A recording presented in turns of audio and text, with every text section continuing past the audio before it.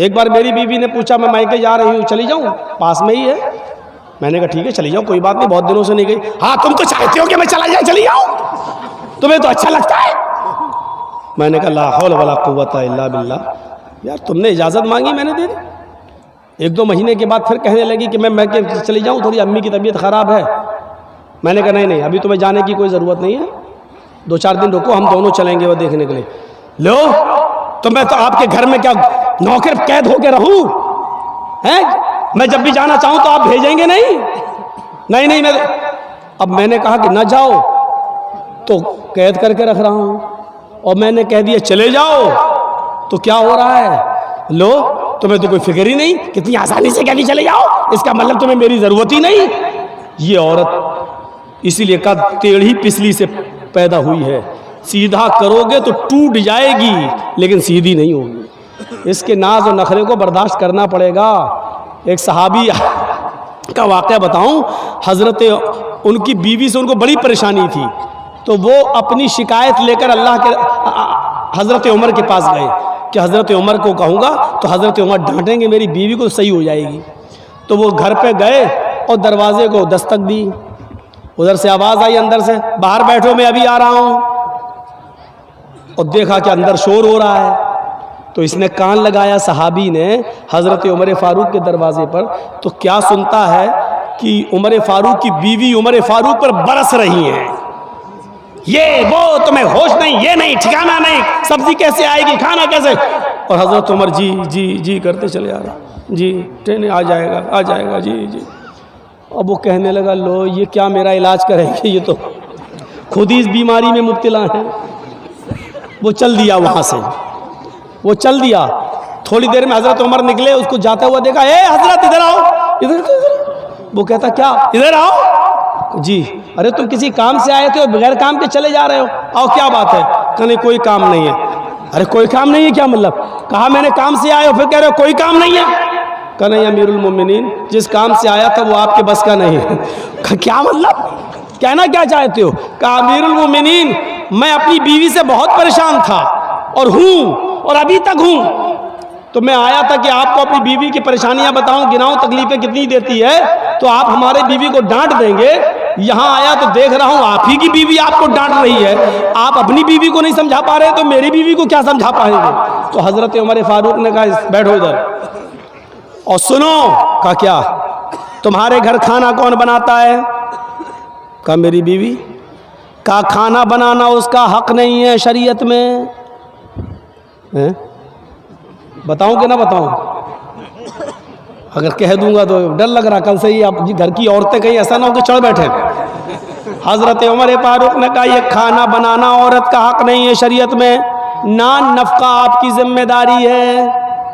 जब निकाह होता है तो उसमें मेहर मुतय्यन किया जाता है, लिखा जाता है इतना इतना मेहर अलावा नान नफ़का, यानी पकी हुई रोटी पका हुआ खाना खिलाना ये आपकी जिम्मेदारी है। लेकिन अल्लाह ने मेरी बीवी के दिलों में इतनी मोहब्बत डाल दी है कि वो घरों में बावर्चन बन जाती है, हमारे लिए खाना बना देती है। अच्छा ये बताओ तुम्हारे बच्चों की पेशाब और पायखाने को कौन साफ करता है? कहा मेरी बीवी।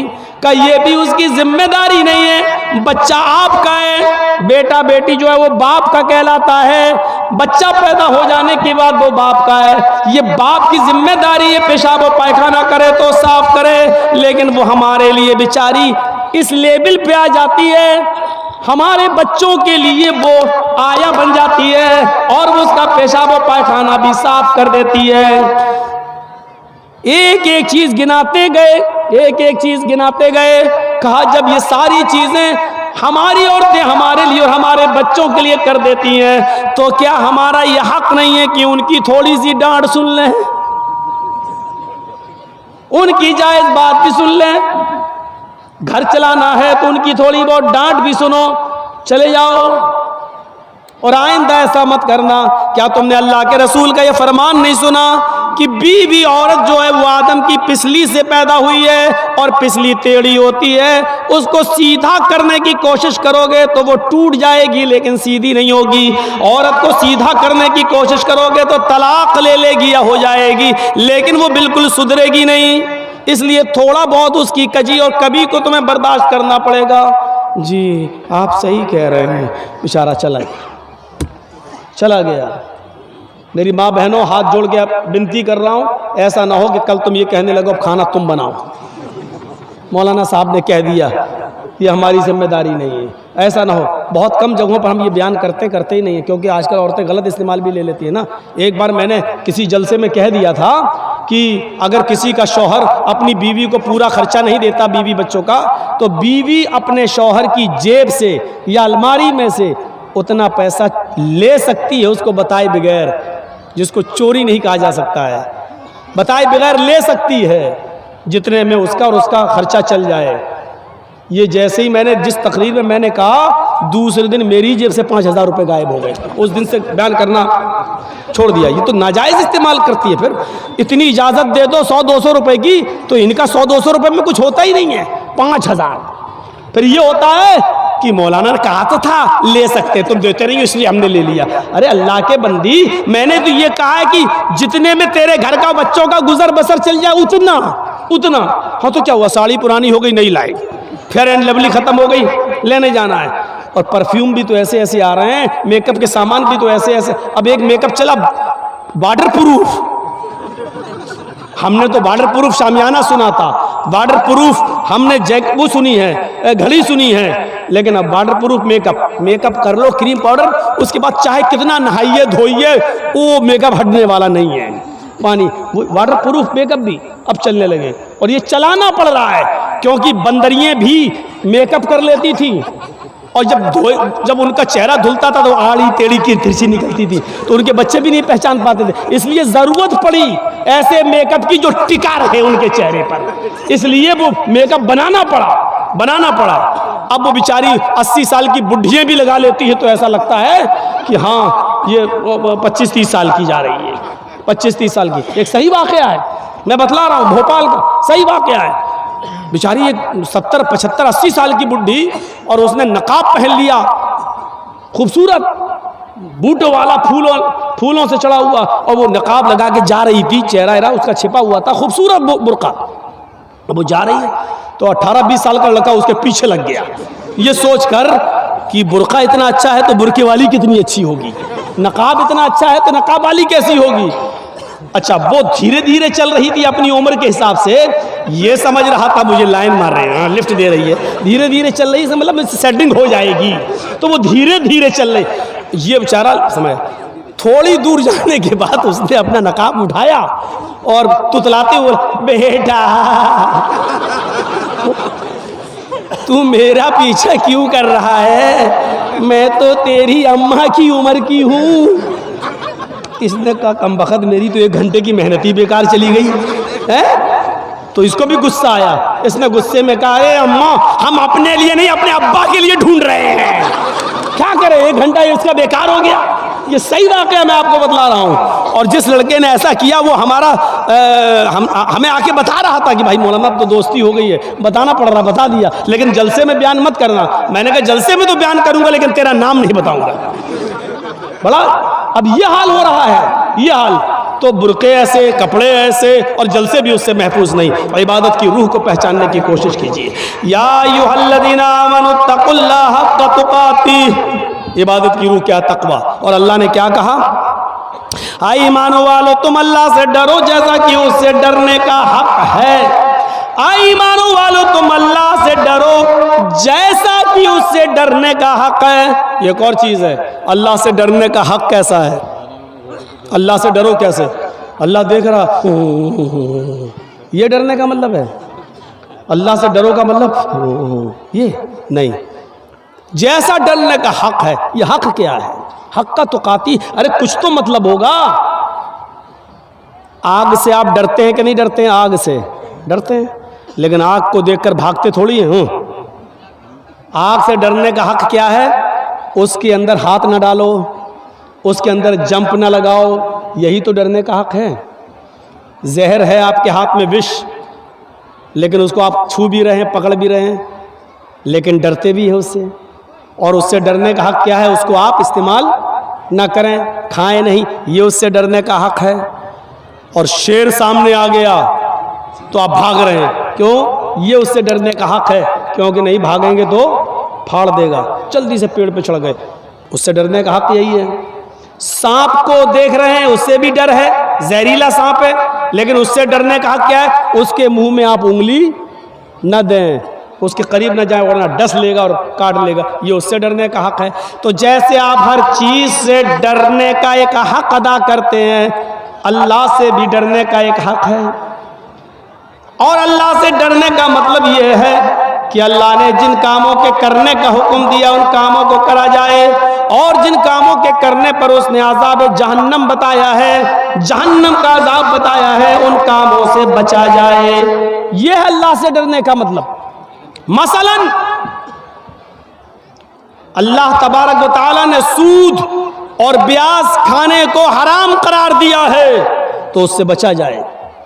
अल्लाह के नबी सल्लल्लाहु अलैहि वसल्लम ने फरमाया कि जब मुझे मेराज हुई, सफर मैं गया मेराज पर और मुझे जहन्नम दिखाई दी, तो मैंने खून के ब्लड के एक तालाब में, एक नदी में मैंने कुछ लोगों को डुबकियां लगाते हुए देखा है।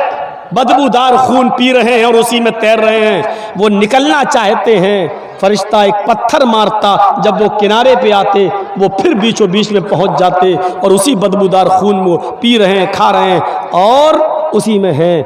मैंने पूछा मनहा ओला या जिब्रील, आए जिब्रील ये कौन लोग हैं? अल्लाह के नबी फरमाते हैं, जिब्रील ने बताया कि अल्लाह के नबी ये दुनिया में गरीबों का खून चूसा करते थे, ये दुनिया में मजबूरों का खून चूसा करते थे। 100 रुपए देते थे और 120 वसूल करते थे, 1000 देते थे 1200 वसूल करते थे, 1 लाख देते थे 1,20,000 रुपए वसूल करते थे। ये वो लोग हैं जिन्होंने गरीबों का खून चूसा है, मजबूरों का खून चूसा है।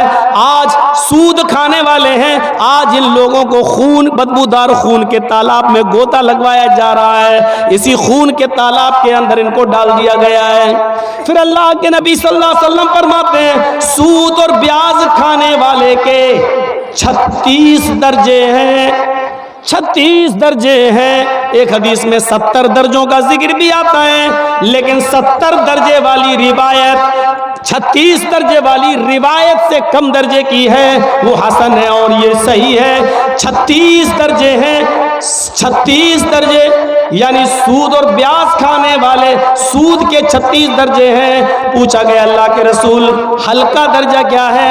अल्लाह के नबी ने फरमाया इन 36 दर्जों में सबसे हल्का दर्जा सूद का ही है कि कोई शख्स अपनी सगी माँ के साथ, अपनी हकीकी माँ के साथ जिना करता है, अपनी माँ के साथ जिना करता है, उसको जो गुनाह मिलेगा, उसको जो सजा मिलेगी, वो सूद और ब्याज खाने वाले की सबसे हल्की सजा होगी। इसके अलावा 35 सजाएं इससे ज्यादा, इससे बढ़कर होंगी।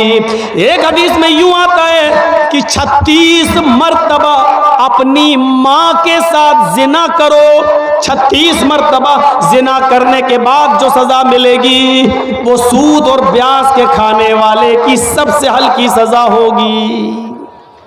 जिना तो वैसे ही हराम है, और फिर अपनी माँ के साथ जिना, उसकी कबाहत और उसकी बुराई का अंदाजा तो आप लगा नहीं सकते। जिना तो वैसे ही गलत है, हराम है, शिर्क के बाद सबसे बड़ा गुनाह जिना। बाज़ रिवायतों में शिर्क के बाद सबसे बड़ा गुनाह कत्ल, और कत्ल के बाद जिना। जिना तो वैसे ही सबसे बड़े गुनाहों में गुनाह माना जाता है, और फिर अपनी माँ के साथ जिना, ये और अपने अंदर एक बुराई रखता है। और फिर वो भी एक बार नहीं, 36 मरतबा अपनी माँ के साथ कोई जिना करे, सूद और ब्याज खाने वाले का ये हल्का अजाब होगा। कितने लोगों के बैंक बैलेंस है? सभी के। कितने लोगों की LIC चल रही है? मौलाना पूछो मत। FD फिक्स डिपॉजिट, 10 साल के बाद बच्ची पैदा हुई है, हाँ ठीक है, 5 लाख रुपए इसके नाम कर दिया है, जब मेरी बेटी 20 साल की होगी 20 लाख हो जाएगा, शादी कर देंगे, शादी कर देंगे। फिक्स डिपॉजिट, सूद और ब्याज।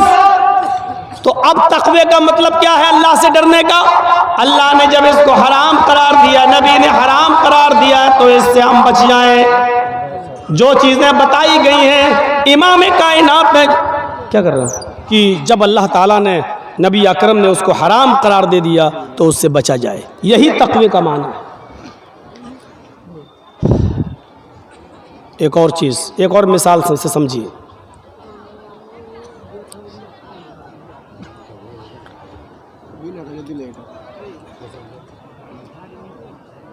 हज़रत उबई इब्न काब रज़ी अल्लाह ताला अन्हु से हज़रत उमर फ़ारूक ने पूछा कि आए उबई, तक़वा किसे कहते हैं? सुनिए, तक़वा क्या है? बार बार आया अल्लाह से डरो, अल्लाह से डरो, अल्लाह से डरो। ये डर क्या है? इस मिसाल को समझ लीजिए, पूरा तक़वा समझ में आ जाएगा, पूरी तकरीर समझ में आ जाएगी। हज़रत उबई ने हज़रत उमर से कहा, आए उमर, तक़वा नहीं जानते हो किसे कहते हैं? कि नहीं, मुझे समझाइए तक़वा किसे कहते हैं। कहा, उमर, कभी जंगल में गए हो? हाँ।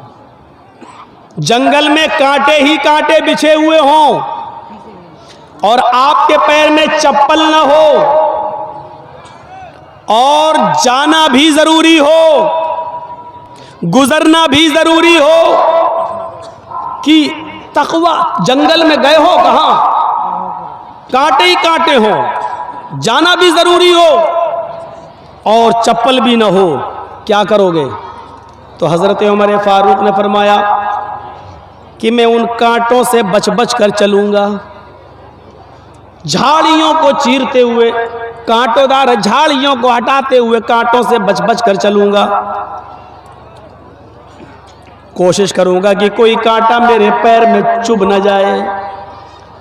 हज़रत उबई इब्न काब ने कहा, जब कांटे ही कांटे बिछे हुए हैं तो चाहे जितना कांटों से बचो, बहुत ज़्यादा बचने के बावजूद एक दो चार कांटे तो पैर में चुभ ही जाएंगे। भाई जब कांटे ही कांटे हैं तो बहुत बचने के बाद भी तो कुछ तो कांटे लग ही जाएंगे, तुम्हारे पैर में चुभेंगे।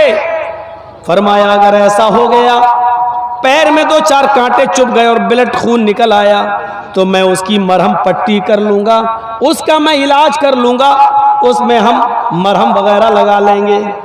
तो उबई इब्न काब ने कहा, उमर, यही तो तक़वा है जो आपने मुझे बता दिया है, यही तो तक़वा है जो आपने मुझे बता दिया है। कहा, मैं समझा नहीं। कहा, जिस तरह कांटे ही कांटे जंगल में बिछे हैं और जाना जरूरी है तो कांटों से बच बच के गुजर जाते हो, इसी तरीके से इस दुनिया में कदम कदम पर गुनाहों का जाल बिछा हुआ है। हर एक कदम पर गुनाह की अड्डियां मिलेंगी, हर एक कदम पर गुनाह के अड्डे मिलेंगे। इस दुनिया में गुनाहों का जाल बिछा हुआ है, लेकिन दुनिया से गुजरना भी जरूरी है। इसलिए आए उमर, जैसे जंगल में कांटों से बच बच के गुजर जाते हो, उसी तरीके से दुनिया में गुनाहों से बच बच के गुजर जाओ, दुनिया में गुनाहों से बच बच के निकल जाओ। जंगल में कांटों से बचने के बावजूद 2-4 कांटे लग जाएंगे तो उसकी तुम मरहम पट्टी कर लोगे। ऐसे ही दुनिया में गुनाहों से बचने के बावजूद 2-4 खताएं और गुनाह हो ही जाएंगे। इंसान होने के नाते तो उसकी मरहम पट्टी कर लिया करो। दुआ वल इस्तिग़फ़ार, अल्लाह के सामने गिड़गिड़ा लिया करो और मग़फ़िरत की दुआ कर लिया करो। अल्लाह से अपने गुनाहों की तौबा और इस्तिग़फ़ार कर लिया करो, यही उसका इलाज है। ये तक़वा की तारीफ बताई, ये तक़वा की। ट्रेन में चल रहे हो, आपकी सीट लोअर है, नीचे वाली मिडिल बर्थ पर एक और आदमी लेटा हुआ है और उसकी ऊपर सबसे अपर बर्थ पर एक और आदमी लेटा हुआ है। रात के 2 बजे आपको पेशाब लगता है, आप लोअर बर्थ से उठते हैं, इस्तिंजा करने, पेशाब करने टॉयलेट में जाते हैं। ट्रेन अपनी 80-100 की स्पीड पे चल रही है, पेशाब करके टॉयलेट से जब आप अपनी बर्थ पर आते हैं, लोअर बर्थ पर लेटना चाहते हैं, आपकी नजर मिडिल बर्थ पर लेटे हुए आदमी पर पड़ती है। मिडिल बर्थ पर आदमी लेटा है और उसकी जेब में 2-2 हजार रुपए के नोट की एक गड्डी है जो गाड़ी के हिलने से बाहर आ रही है। आपने कहा ये तो बड़ा अच्छा मौका है, ये सो रहा है, पूरे ट्रेन की लाइट ऑफ है, गाड़ी चली रही है, सब सो रहे हैं, बस हाथ बढ़ाना और निकालना है और लेकिन आपने हाथ बढ़ाने से पहले एक बार और देख लिया, सब सो रहे हैं कि नहीं, कोई देख तो नहीं रहा है। आप बिल्कुल मुतमईन हो गए, सब सो रहे हैं, किसी की नजर नहीं पड़ रही है। अब आपने हाथ बढ़ा दिया डरते हुए, जल्दी निकालो, और जैसे ही नोट की गड्डी खींची निकाल रहे हैं ऐसे, लेकिन डर की वजह से फिर देख रहे हैं। अचानक मिडिल के ऊपर भी नजर डाल दी, ऊपर भी तो सीट है, वो तो नहीं देख रहे। जैसे ही नोट की गड्डी आधी जेब से निकली है, आधी जेबी में पॉकेटी में है, आप निकालने वाले, आपकी नजर ऊपर बर्थ पर लेटे हुए आदमी पर पड़ी। क्या देखते हैं? वो आपकी हरकत को देख रहा है। अब आप क्या करेंगे? अंदर रख देंगे। साहब ये बाहर आ रही थी, मैं तो अंदर कर रहा था।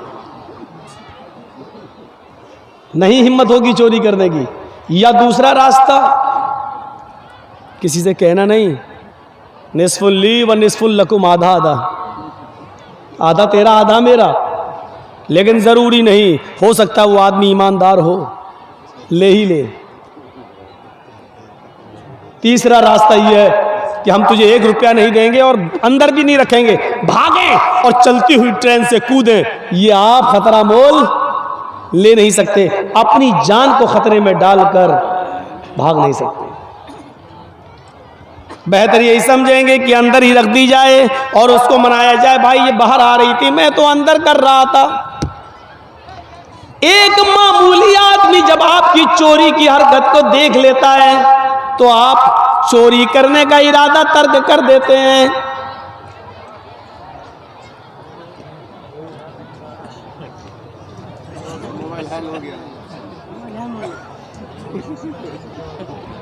यार अब भाई, अब रज़ाकार देखें भाई, अब ये हमारे बस से निकल चुका है। अब हम बहुत ख़तरनाक मिसाल देंगे, हम नहीं चाहते कि ये तकरीर में वो ख़तरनाक मिसाल रिकॉर्ड हो जाए, लोग फिर मजाक उड़ाते हैं कि मौलाना ऐसा बोले। बहुत गलत बात है ये तो। अभी मैंने मना किया और इसकी हिम्मत देखो, इसका कलेजा देखो यार, अपनी अम्मा के पेट में कैसे टिका होगा ये आदमी।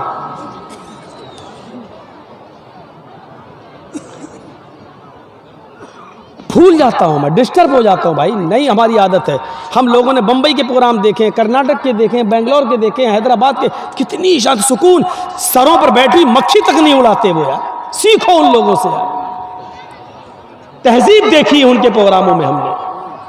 या जो उठ रहा है, जिसको पेशाब लग रहा है, अरे थैली भी लेके आया करो।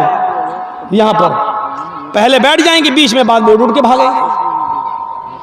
सबको एक साथ, टाइमिंग भी इतनी फिक्स है कि सबको एक साथ पेशाब लगता है, 10-10 आदमी एक साथ उठो। तो आप चोरी नहीं कर सकते। मामूली आदमी आपकी हरकत को देख रहा है तो आप चोरी नहीं कर सकते।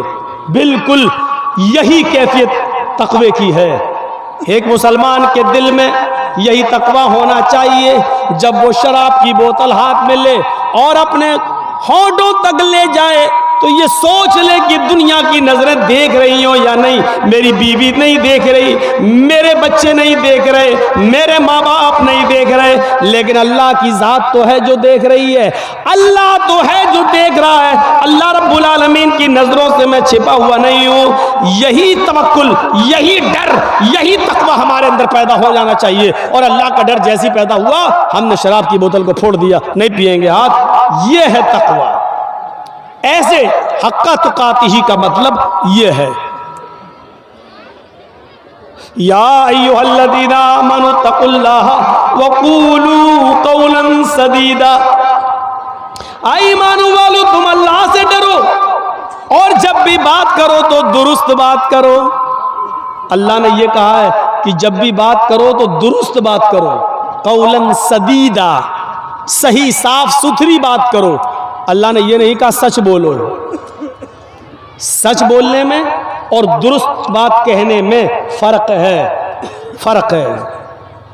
अल्लाह ने यहां यह कहा है दुरुस्त बात हो, कौलन सदीदा। सदीदा तस्दीदुस सहम से मुश्तक है, यानी तीर को जब कमान में लगाया जाता है और कमान से जब तीर को छोड़ा जाता है तो वो तीर बिल्कुल निशाने पर जाता है, बिल्कुल निशाने पर सीधा। जैसे आपको इस रॉड पर, इस ट्यूबलाइट पर निशाना लगाना है तो कमान से जो तीर छोड़ेंगे वो सीधे उस ट्यूबलाइट पर लगेगा, इधर उधर नहीं होता है वो तीर। जैसे आपने छोड़ा वैसे ही वो गया सीधे। तो जैसे तीर निशाने पर लगता है वैसी आपकी बात बिल्कुल साफ सुथरी और बेलाग होनी चाहिए। कहने वाला जो कह रहा है, पूछ रहा है, उसी के मुताबिक होनी चाहिए। मसलन मौलाना जर्जी साहब को पुलिस ढूंढ रही है और पहचानती नहीं है, और मेरे पास आके कहती है मौलाना जर्जीज को देखा, और मुझे से पूछ रही है। मैं 2 कदम हट गया, यहां था, यहां आ गया। जी क्या कह रहे हो? अरे मौलाना जर्जीज को देखा? हाँ हाँ अभी तो यहां थे। सही बोला क्या गलत बोला है? आप लोगों से मैं पूछूंगा ये सही बोला कि गलत बोला? सही बोला, लेकिन शरीयत कहती है ये गलत बोला। ये सही तो है, सच तो है, लेकिन दुरुस्त नहीं है। उसने आपसे कहा कि मौलाना जर्जीज को देखा। मौलाना जर्जीज तो आप ही हैं, और आप ये जानते हैं कि ये मुझी को पूछ रहा है, तो फिर आपको ये कहने की जरूरत नहीं है कि अभी तो यहां थे। अब ये झूठ में लिखा जाएगा। मसलन मेरा बिजनेस मालदा से चलता है और कोई आदमी मुझसे पूछे यार मौलाना साहब माल लेके कहाँ जाते हो, कहाँ बेचते हो? मैंने बताना नहीं चाहता। भाई मैं बताऊंगा तो तुम भी शुरू कर दोगे, कंपटीशन हो जाएगा। हम नहीं चाहते कि मेरे बिजनेस में कोई और भी इंटरफियर कर सके। आपने मुझसे पूछा मौलाना साहब कल कहाँ थे?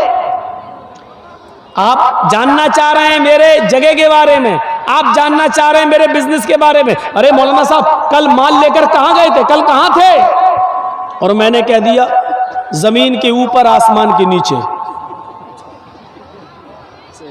मैंने क्या कहा? जमीन के ऊपर आसमान के नीचे। मैं जहां भी था तो जमीन के ऊपर ही रहा था, और जहां भी था तो आसमान के नीचे ही था। आपकी नजर में ये बात सही हो सकती है, लेकिन शरीयत की नजर में ये बात सही नहीं है, क्योंकि वो भी जानता है कि जमीन के ऊपर और आसमान के नीचे। वो जानना चाहता है कि आप किस शहर में थे, किस बस्ती में थे, कहां थे, और आप बताना नहीं चाहते। आप साफ कहिए मैं आपको बता नहीं सकता, मैं कहां था ये मैं आपको नहीं बता सकता।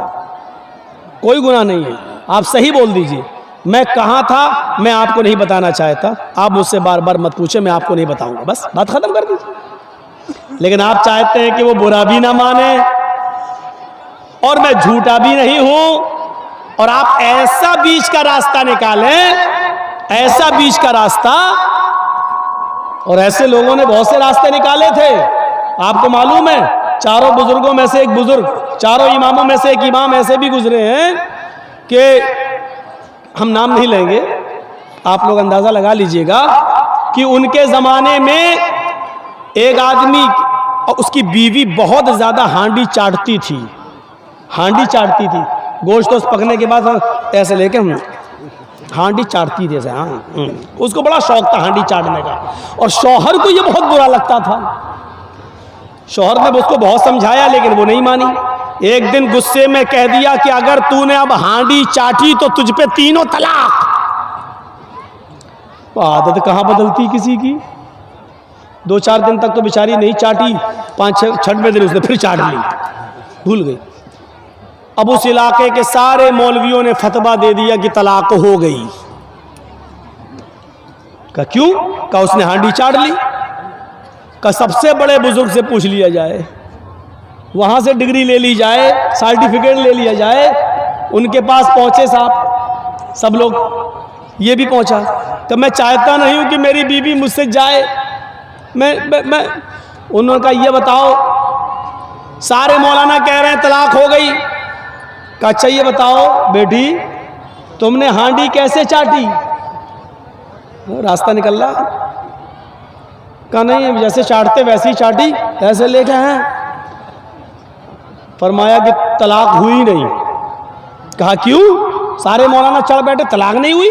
उसने कहा हांडी चाटी तो तुझ पे तीनों तलाक। बुजुर्ग मोहतरम कहते हैं उसने हांडी चाटी कहाँ है, उसने तो उंगली चाटी है।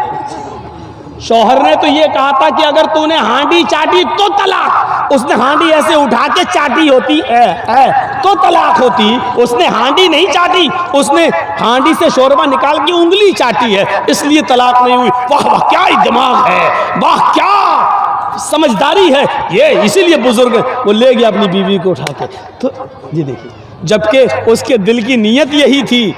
वो पहले भी ऐसी ही चाटती थी, पहले भी उंगली ही चाटती थी, पहले भी वो हांडी नहीं चाटती थी, और उसको यही चीज बुरी लगती थी।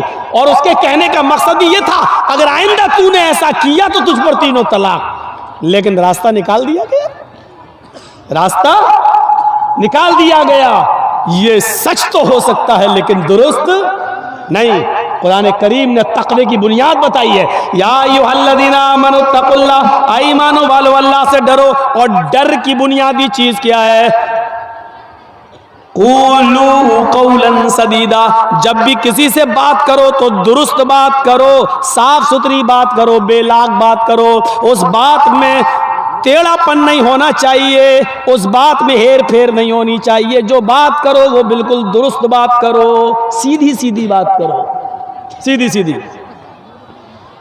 हाँ, यह है तक़वे की बुनियाद, इसको कहा जाता है तक़वा। ऐसे बेशुमार वाक़यात हमारी जिंदगी, सहाबा किराम की जिंदगी में मिलेंगे। कुरान कहता है इन्ना अकरमकुम इंदल्लाहि अत्क़ाकुम, तुम में सबसे बड़ा बुजुर्ग वो है, सबसे बड़ा वो है जो अल्लाह से सबसे ज्यादा डरता है। कुरान की आयत हमें बतला रही है जो अल्लाह से जितना ज्यादा डरेगा वो उतना बड़ा बुजुर्ग होगा। बुजुर्गी, इकराम और उसको इज्जत उसी को सबसे ज्यादा मिलेगी जो अल्लाह से सबसे ज्यादा डरेगा। मेरे भाइयों, अबू बकर सिद्दीक अल्लाह से डरा करते थे। मोहम्मद रसूलुल्लाह के डर का हाल तो ये तो बुखारी पढ़िए। अपनी बीवी आयशा की रान पर, इस पर गोद, इसमें पैर के, ये रान बोलते, रान, इस पर आप लेटे हुए हैं अम्मी आयशा की गोद में। और अचानक आपने अपनी लौंडी को आवाज़ दी, अपनी खादिमा को, काम करने वाली को आवाज़ दी। वो घर के बाहर है, सुन लिया लेकिन नहीं आई। दोबारा आवाज़ दी, सुन लिया लेकिन नहीं आई। तीसरी बार आवाज़ दी, उसने सुन लिया लेकिन नहीं आई। कहा आयशा जरा देखो तो कहाँ चली गई। हजरत आयशा ने जैसी दरवाजा खोला तो क्या देखा, वो तो घर के बाहर ही बैठी हुई है और बकरी का एक छोटा सा बच्चा उसके पास है और ऐसे ऐसे कर रही है उसको। होता ना, छोटे छोटे बच्चे भी खेलते हैं, तो ये तो बड़ी थी, बच्चे से खेल रही है। फरमाया ए, अल्लाह के रसूल ने 3 आवाजें दी, क्या तूने नहीं सुनी? कहा सुना। फिर क्यों नहीं आई? बच्चे से खेल रहे थे, बकरी के बच्चे से खेल रहे थे। कहा अल्लाह के नबी, मेरे सरताज, मेरे शौहर, इसने आपकी 3 आवाजें सुनी फिर भी नहीं आई, आइए इसको सजा दीजिए, इसको मारिए। अल्लाह के रसूल गुस्से में आए। बुखारी शरीफ की हदीस है, अल्लाह के नबी बाहर निकले और उस लौंडी से, खादिमा से कहा सुन, मैंने तुझे पहली आवाज दी, तूने सुना था कि नहीं सुना था? उसने कहा जी सुना था। उस जमाने की नौकरानियां भी झूठ नहीं बोला करती थी। सजा मंजूर है लेकिन झूठ कबूल मंजूर नहीं है। हाँ सुनी। दूसरी आवाज दी, कहा वो भी सुनी।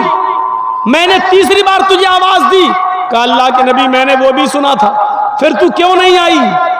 मैंने सोचा कि आप कोई बड़ा काम करवाएंगे, मैं थकी हुई थी इसलिए मैं बरा गई, मैं सुस्ती कर गई और इस बच्चे के साथ खेलती रही। अल्लाह के नबी सल्लल्लाहु अलैहि वसल्लम की आंखें लाल हो गई। ऐसा लगने लगा जैसे अनार का रस किसी ने आंखों में डाल दिया हो, इतना गुस्से में। आपने गुस्से में मिसवाक उठाई, ये कान में आपके मिसवाक लगी हुई थी, बुखारी शरीफ के अल्फाज। मिसवाक आपने आप मिसवाक कान में लगा लेते थे, जब भी नमाज का टाइम हुआ मिसवाक की, फिर कान में लगाई, नमाज पढ़ना शुरू।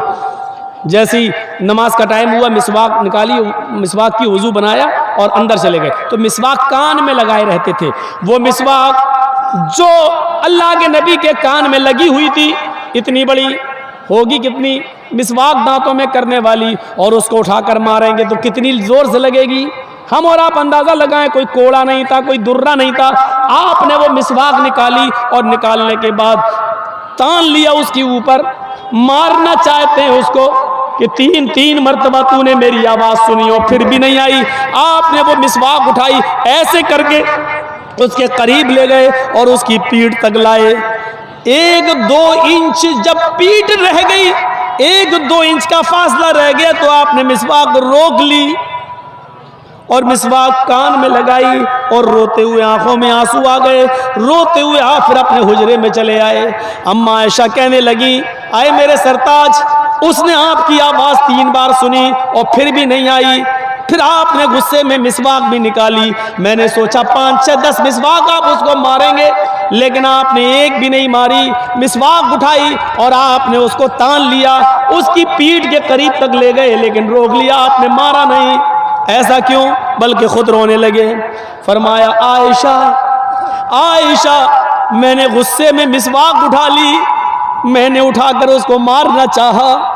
जैसे ही मैं मारते हुए, खींचते हुए उसको उसकी पीठ तक ले जाने लगा, मेरे जहन में ये सवाल आया, आए मोहम्मद सल्लल्लाहु अलैहि वसल्लम, उसने जो गलती की है तुझे नहीं मालूम उस गलती की सजा कितनी है? ये तेरा मिसवाक मारना और मिसवाक से उसकी पीठ पर इतनी जोर से लग जाना, कहीं ऐसा ना हो ये तेरी दी हुई सजा उसके जुर्म से, उसकी गलती से कहीं ज्यादा ना हो जाए। उसने जो गलती की है उसकी गलती से ज्यादा मेरी मार, उसकी तकलीफ उसकी गलती से ज्यादा ना हो जाए, और फिर कयामत के दिन कहीं वो मेरे ऊपर मुकदमा ना ठोक दे, अल्लाह की अदालत में मेरे साम मुझे पेश ना कर दे कि मैंने इतनी बड़ी तो गलती नहीं की थी, जितनी तेज और सख्त इन्होंने मुझे मिसवाक मारी, मुझे बदला चाहिए। जैसे ही कयामत के दिन सवाल और जवाब का एहसास मेरे दिल में आया, मैंने मिसवाक रोक ली। आयशा, मैं जिंदगी भर लोगों को माफ करता आया, फिर मैं अपनी खादिमा और लौंडी को कैसे माफ न करूं? मैंने तो बड़े बड़े मुजरिमों को माफ कर दिया, तो फिर मैं इस खादिमा को कैसे माफ न करूं? मुझे इस एहसास में कि मेरी दी हुई सजा कहीं इसकी गलती से ज्यादा ना हो जाए, इसलिए मैंने रोक लिया। ये तकवा था, इसको कहते हैं तकवा, इसको कहते हैं परहेजगारी। एहसास क्या आ गया कि कहीं इसकी गलती से बढ़कर मेरी सजा, मेरी दी हुई सजा ना हो जाए और क़यामत के दिन मुझसे हिसाब न ले लिया जाए। रोक लिया, अपने आप को एहसास पैदा करके रोक लेने का नाम तकवा है। ये नबी अकरम का तकवा था। उधर आइए, अबू बकर सिद्दीक का तकवा देख लीजिए। हजरत अबू सईद खुद, हजरत अबू बकर सिद्दीक का तकवा देखिए। उनका भी एक गुलाम था। भाई मैंने खरीदा है किसी को, वो मेरा गुलाम है, हम उससे काम करवा सकते हैं, मेहनत मजदूरी करवा सकते हैं, और मेहनत मजदूरी कराकर जो वो कमा कर लाएगा उसकी कमाई हम खा सकते हैं, क्योंकि वो मेरा गुलाम है, हमने खरीदा है, जायज़ है शरीयत के अंदर। अबू बकर सिद्दीक ने अपने गुलाम को भेजा, जाओ, रोजाना वो कुछ कमा कर लाता था, अबू बकर सिद्दीक को खिला देता था। एक दिन गया और जल्दी आ गया। हजरत अबू बकर सिद्दीक ने कहा, आज बहुत जल्दी आ गए हो? कहा हाँ, कुछ खजूर है मेरे पास। अरे लाओ यार, जल्दी लाओ, मुझे भूख लग रही है, आज बहुत तेज भूख है, कुछ मिला ही नहीं खाने को। उसने खजूर रख दिए और अबू बकर सिद्दीक ने एक खजूर उठाया और खाया। वल्लाह, एक, अल्लाह की कसम, एक खजूर उठाया और खा लिया। गुलाम कहने लगा अबू बकर से, अमीरुल मोमिनीन, रोज़ाना आप हमसे पूछा करते थे आज क्या करके आए हो, कितनी मेहनत की, और जब देख लेते थे कि ये मजदूरी हलाल है या हराम, तब आप खाते थे और आज तो आपने पूछा ही नहीं। तो हज़रत अबू बकर ने कहा, रोज़ाना तुम हलाल मेहनत करके हलाल कमाई कमा कर ही लाते थे, आज भी लाए होगे, आज भूख लगी पूछा नहीं, खा लिया। गुलाम ने कहा, आज ही मैंने मेहनत नहीं की। क्या? का रोज़ाना मेहनत करके लाता था, आज मेहनत नहीं की। तो अब पता नहीं, आपके लिए हराम हो सकता है, मेरे लिए तो हलाल, हम तो खूब खाएंगे। कहा, अच्छा ये बताओ ये लाए कहाँ से हो? कहा, अमीरुल मोमिनीन लक़द तकहनतु, मैंने कुछ महीने पहले एक आदमी से कहानत गढ़ी थी। कहानत, झूठ बोला था। क्या? वो अपनी बीवी के साथ जा रहा था, बीवी के पेट में बच्चा था, पेट बड़ा था, तो मैंने उसके पेट के बड़ेपन को देखा, तो मुझे तो मालूम नहीं था कि लड़का था कि लड़की। तो मैंने अपने दोस्त से कहा कि भाभी को लड़का होगा, ऐसे कह दिया मैंने। अच्छा, तो उसने पूछा तुम्हें कैसे मालूम? तो मैंने उससे कहा, अरे मैं तो बहुत पहुंचा हुआ आदमी हूं, पेट देख के और औरत की चाल चलने से, उसके कदम से मैं पहचान लेता हूं कि पेट में लड़का है कि लड़की। जा, लड़का होगा। आज 5-6 महीने के बाद उसको लड़का ही हुआ है। मैंने तो धूल में लाठी मारी थी और लग गई निशाने पर। मैंने तो ऐसे ही झूठ बोल दिया था और वो सच्ची हो गई। तो वो खुशी में लेके आया, मुझे बहुत बड़ा पीर समझने लगा, बाबा समझने लगा। लो, तुमने सही बताया था वो खजूर, आज मुझे काम ही नहीं करना पड़ा, मैं मेहनत किए बगैर इधर आ गया, खाइए। हजरत अबू बकर सिद्दीक कहते हैं, ये बात तुमने मुझे पहले क्यों नहीं बताई?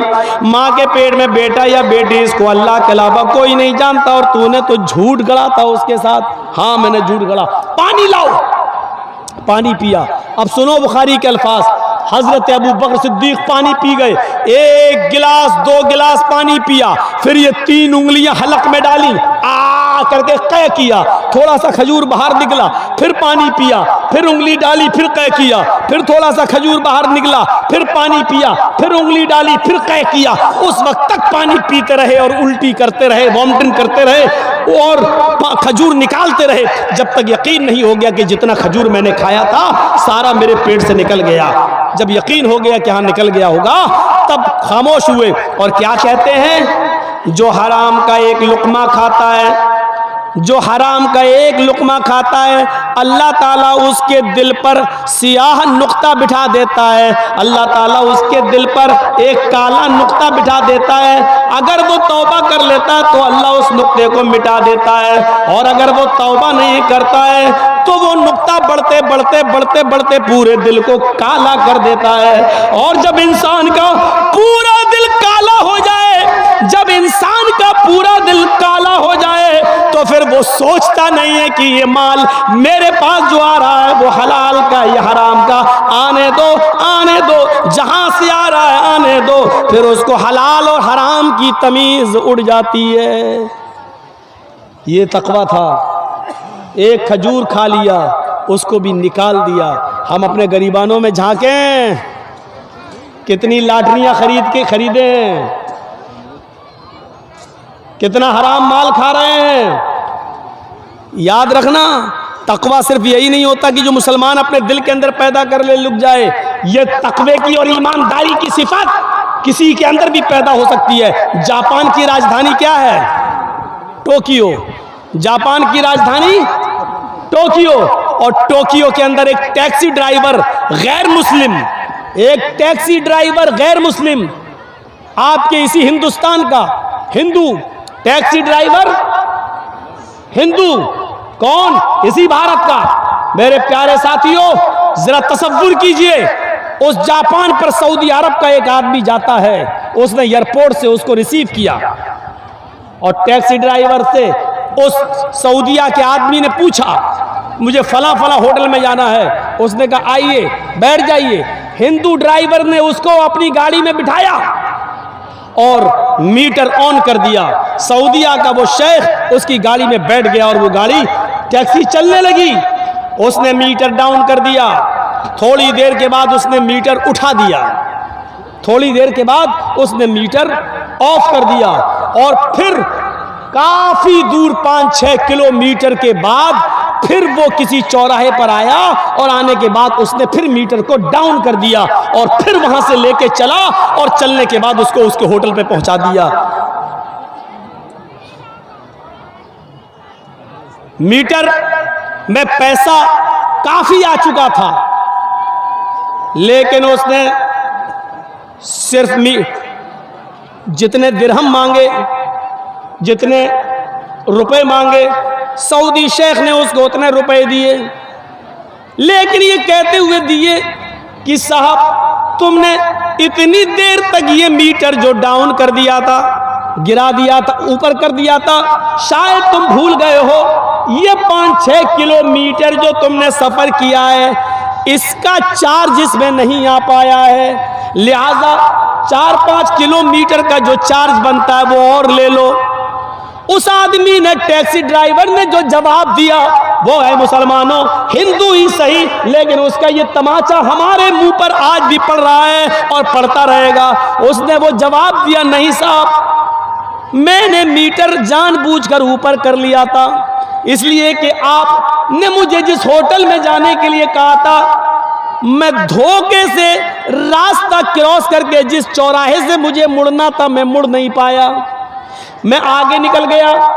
अब मुझे लौट कर मैं उस चौराहे पे आ नहीं सकता था, उसकी पेनाल्टी बहुत ज्यादा थी, फिर मुझे एक लंबा चक्कर 5-6 किलोमीटर का लगाना था, उसके बगैर मैं उस चौराहे पर नहीं आ सकता था, लिहाजा मैंने उतनी दूर के लिए मीटर मैंने ऊपर कर दिया ताकि इसका बिल ना आए। जब गलती मेरी थी तो उसका चार्ज मैं आपसे क्यों लूं, जब गलती मेरी थी तो उसका चार्ज मैं आपसे कैसे लूं, ये मेरे धर्म ने नहीं सिखलाया, ये मेरी मान्यता ने मुझे नहीं सिखलाया, लिहाजा जो चार्ज बनता है वो मैंने आपसे ले लिया।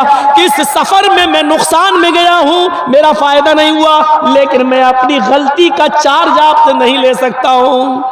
बहुत देने की कोशिश की, उसने कहा मैं इंडिया से यहाँ हलाल कमाई कमाने के लिए आया हूँ, मैं जितना कमाऊंगा उतना ही मैं यहाँ से लेके नहीं जाऊंगा, लिहाजा मैं इतना ही लूंगा। उस हिंदू की इस ईमानदारी को मैं सलाम कहता हूँ। मेरे भाइयों, उसने उसी तालीम पर अमल किया जो तालीम जनाब मोहम्मद रसूलुल्लाह सल्लल्लाहु अलैहि वसल्लम ने बताई।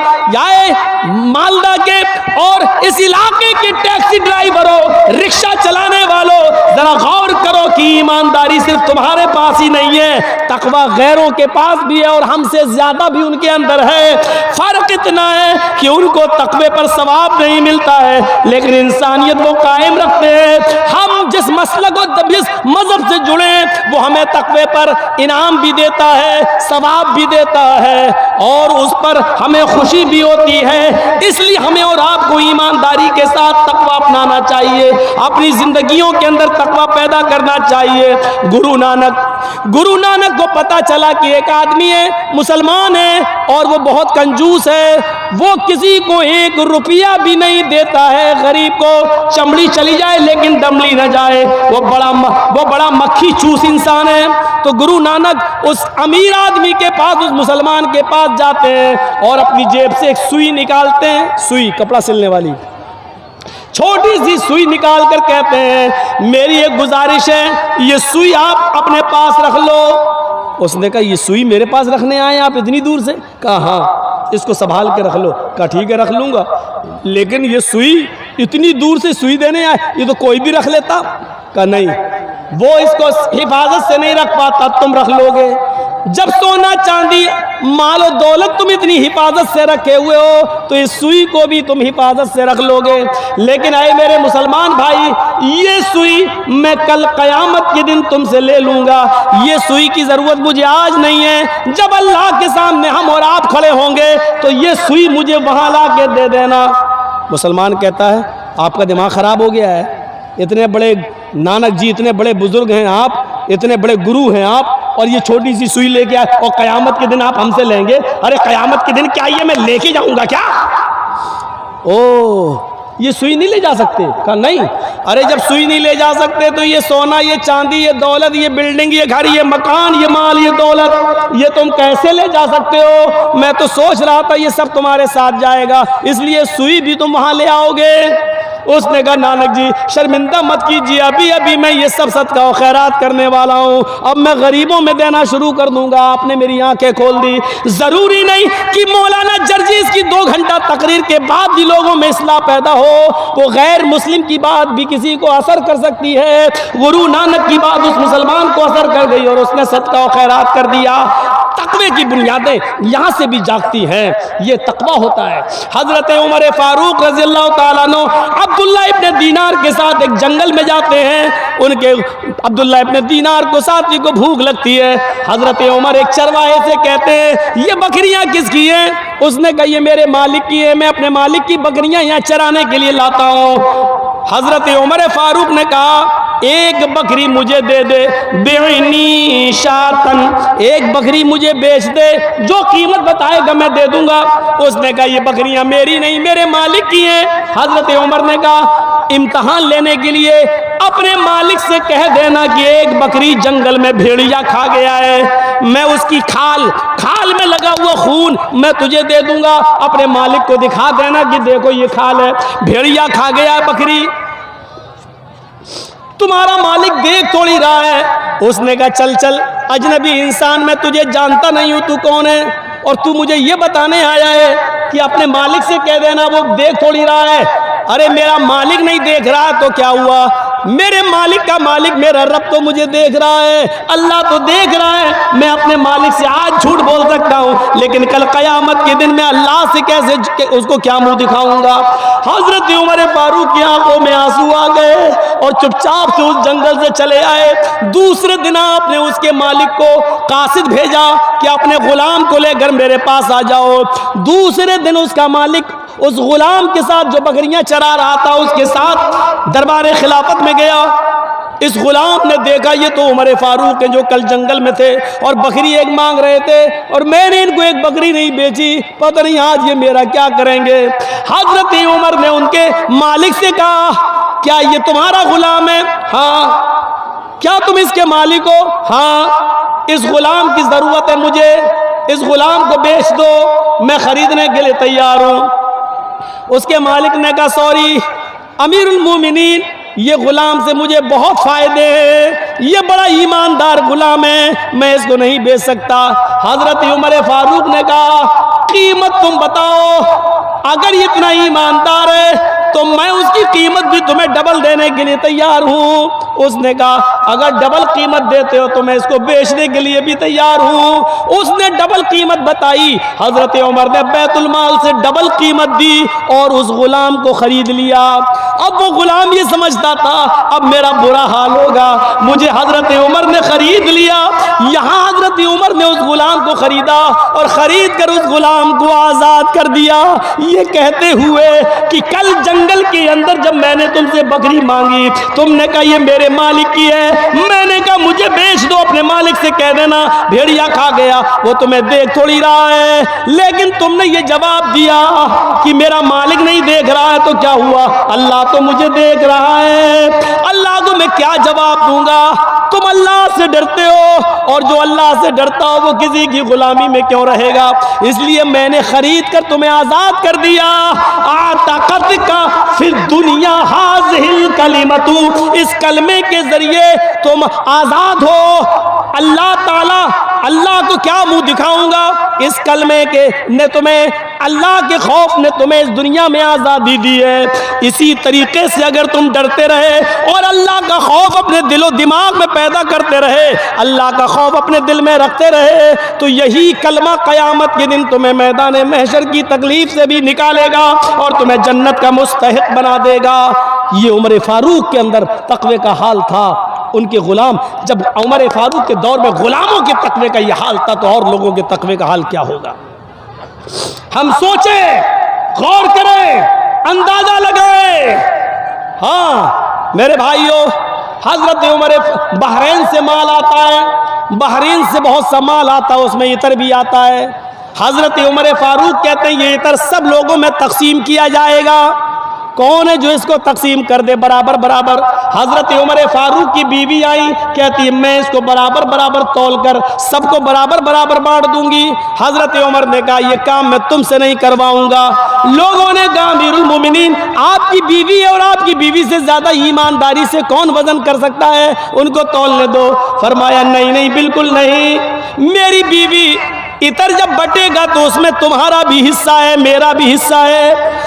तुम अपने हाथ से शीशियों में भरोगी और बराबर बराबर तौल के दोगी, फिर तुम्हारे हाथ में लगा हुआ इतर तुम अपने कपड़ों पर मलोगी, अपने चेहरे पर मलोगी, अपने बालों पर मलोगी, उसकी खुशबू बैठकर यहाँ सूंघोगी, फिर अपना हिस्सा भी लोगी। तो इतनी देर तक जो खुशबू सूंघोगी वो तुम्हारे हिस्से की से ज्यादा हो जाएगी और मैं नहीं चाहता कि ये ज्यादती तुम्हारे हिस्से में आए और तुम कयामत के दिन अमानत में खयानत के जुर्म के मैं तुम जहन्नम के अंदर जाओ।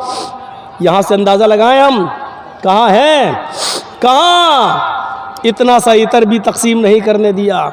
हजरत उमर इब्ने अब्दुल अजीज की बीवी हामिला है, उमर इब्ने अब्दुल अजीज की बीवी हामिला है, पेट में बच्चा है। मेरी माँ सुनो तुम्हारे मतलब का वाक़या है, मेरी बहनों सुनो तुम्हारे मतलब का वाक़या है। हजरत उमर इब्ने अब्दुल अजीज की बीवी के पेट में हमल है, लेकिन 4 दिन से खाने को कुछ नहीं मिला। कहने लगी मेरे शौहर पेट का बच्चा भूखा मर जाएगा, जब माँ खाएगी तभी तो बेटे को लगेगा, जब माँ को कुछ नहीं मिलेगा तो बेटा कहीं दम न तोड़ दे, क्या होगा।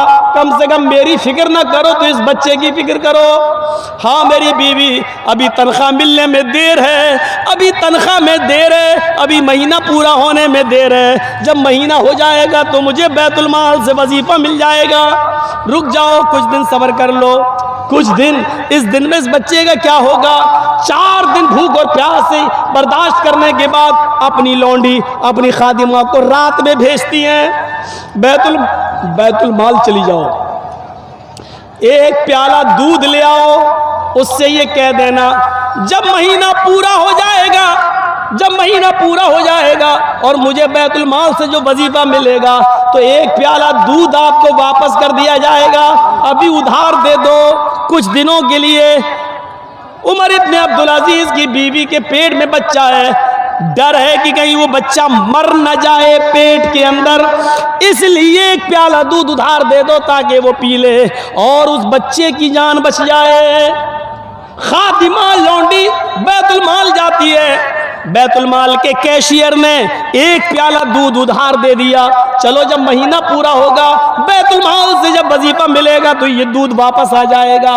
वो चलता ही है, हमने आपको उधार दे दिया आपने मुझे, लेकिन ये दूध का प्याला लेकर जब अंदर आती है, आगे सुनो तकवा देखो, जब दूध का प्याला लेकर ये अंदर जाती है तो उमर इब्ने अब्दुल अजीज कुएं के पास बैठकर वुजू बना रहे थे, तहज्जुद की नमाज पढ़ने के लिए उठे थे। उन्होंने दरवाजे से आते हुए किसी को देखा तो कहने लगे कौन। लौंडी समझ गई अब तो पकड़ी गई मैं, कहने लगी मैं आपकी खादिमा, तुम वहां कहां से आ रही हो रात में। कुछ नहीं, कहीं नहीं गई थी। ये तुम्हारे हाथ में क्या है जिसको तुमने ओढ़नी से छिपा रखा है। उमर इब्ने अब्दुल अजीज आगे बढ़ते हैं, कहने लगी कुछ नहीं है, पानी है, आपकी बीवी पानी पीने के लिए मंगा रही है, पानी पीने के लिए मंगा रही है तो कुआं तो यहाँ था, तुम दरवाजे के ओर से आ रही हो, दिखाओ जरा ओढ़नी हटाओ। ओढ़नी हटाती है तो देखते क्या है इसमें एक प्याला दूध है। उमर इब्ने अब्दुल अजीज कहते हैं एक प्याला दूध ये कहां से लाई हो। सच सच बता दिया बैतुल माल से लाई हूं। किसके लिए लाई हो। आपकी बीवी के लिए लाई हूं। क्यों। कहा अमीरुल मोमिनीन मेरे आका आपकी बीवी ने कई दिनों से कुछ नहीं खाया और इस हाल में पेट में जिसके बच्चा हो और कुछ ना खाए तो बच्चे के मर जाने का डर होता है। अमीरुल मोमिनीन अपनी बीवी पर जुल्म न करो, अल्लाह के वास्ते एक प्याला दूध उसको पी लेने दो, शायद उसको ताकत आ जाए और बच्चा जिंदा रहे। हजरत उमर इब्ने अब्दुल अजीज ने वो दूध का प्याला छीन लिया, फरमाया आए मेरी बीवी ये एक प्याला दूध का ये बैतुल माल से आया है और बैतुल माल तमाम मुसलमानों की जिम्मेदारी पे चलता है, सबका हक है। इस एक प्याला दूध लेने के लिए मुझे तमाम मुसलमानों को बिठाकर मीटिंग करना पड़ती है, फिर फैसला होता है कि दिया जाए कि न दिया जाए। सब राजी होते हैं तो एक प्याला दूध उधार मिलता है, वरना नहीं। ये मेरी इजाजत के बगैर कैसे आ गया है? क्या तुम इस बच्चे को चोरी का दूध पिलाओगी? क्या ये बच्चा चोरी के दूध से जिंदगी पाएगा? मुसलमानों की अमानत में खयानत वाला माल इस बच्चे की ताकत बनेगा? ये दूध तुम्हें नहीं मिलेगा। कहा अमीरुल मोमिनीन, अल्लाह के वास्ते एक प्याला दूध मैंने उधार मांगा है, बाद में जमा कर दूंगी, अगर नहीं मिला तो ये बच्चा मर जाएगा। जवाब सुनिए, ऐ मेरी बीवी, इस बच्चे से कह दो जो तेरे पेट में पल रहा है, इस बच्चे से कह दो बेटा, अगर मुसलमानों की अमानत में खयानत के माल से तेरी जिंदगी बचती है तो नहीं चाहिए मुझे ये बच्चा। मरता है तो मर जाने दो, गिरता है तो गिर जाने दो, मुझे अपने बच्चे की जो पेट में तेरे मरना गवारा है उसकी मौत गवारा है, लेकिन मुसलमानों की अमानत में खयानत गवारा नहीं है। इस बच्चे को चोरी का दूध पिलाना गवारा नहीं है, नहीं चाहिए मुझे ये बच्चा। मेरे भाइयों, ये तकवा था। कौन सा तकवा था, कौन सी बुजुर्गी थी? आज ये सारी चीजें हमारे अंदर से कहां चली गई?